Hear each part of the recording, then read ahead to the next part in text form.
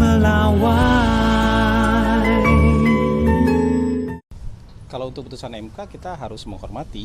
Jadi dari pihak pemerintah menghormati apapun yang menjadi keputusan MK. Ada 2 putusan MK kemarin kan, dan dua-duanya kita hormati untuk itu. Nggak ada sikap lain selain menghormati keputusan MK.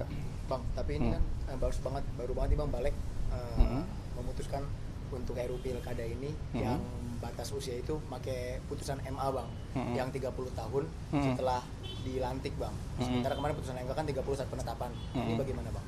Kita nggak mau komentar apa yang menjadi detail rincian yang dibahas di Balek, karena kan ini rancangan undang-undang ini kan inisiatif DPR, ya.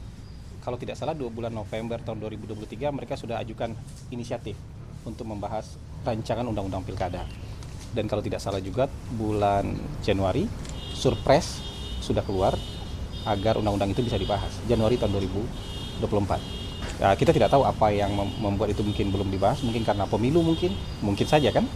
Dan hari ini mungkin ada momentumnya sehingga rancangan undang-undang pilkada itu harus dibahas di Badan Legislatif.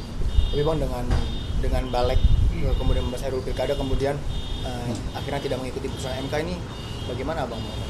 Kita hormati aja hak masing-masing ya. Kan ada Kamar Yudikatif yang kemudian menjalankan kewenangannya.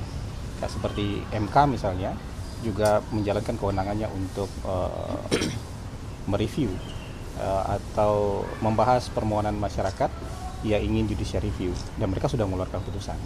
Tapi kita juga harus menghormati hak DPR sebagai lembaga legislatif yang punya kewenangan juga untuk membentuk undang-undang. Jadi saya minta jangan berpersangka macam-macam dulu.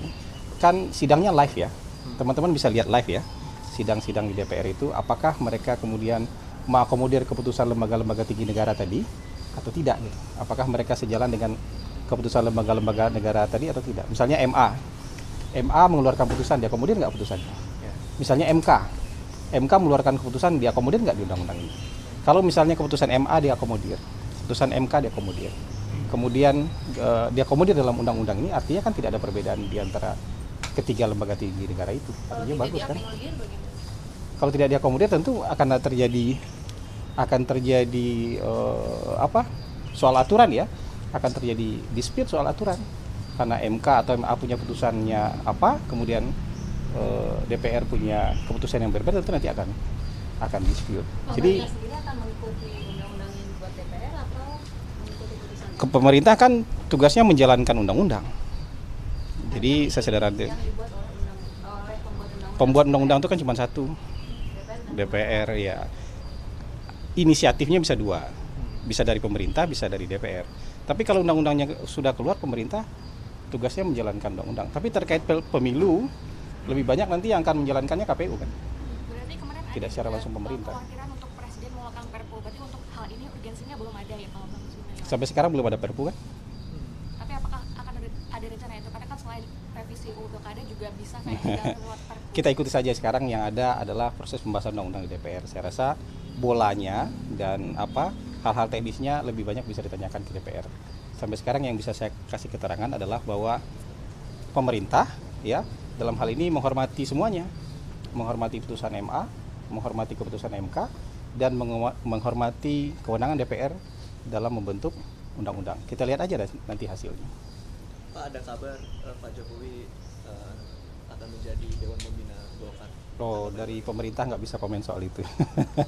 Nanti tanyakan ke orang-orang politik kalau kayak gitu.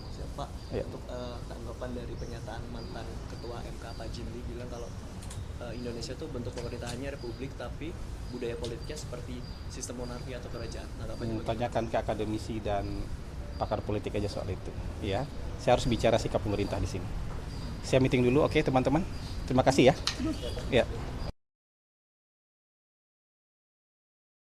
Junjung tinggi prinsip jurnalisme dalam setiap tayangan terbaiknya. Menghadirkan berita bernilai sebagai referensi. Gelar bicara yang tajam. Tidak, ini kan kebohongan dong. Mengupas fakta demi fakta dan mendorong pencarian solusi. Serta investigasi yang mengungkap kebenaran. Rosi, Satu Meja, The Forum, Sapa Indonesia Malam. Pemilu. Ikuti semuanya bersama Kompas.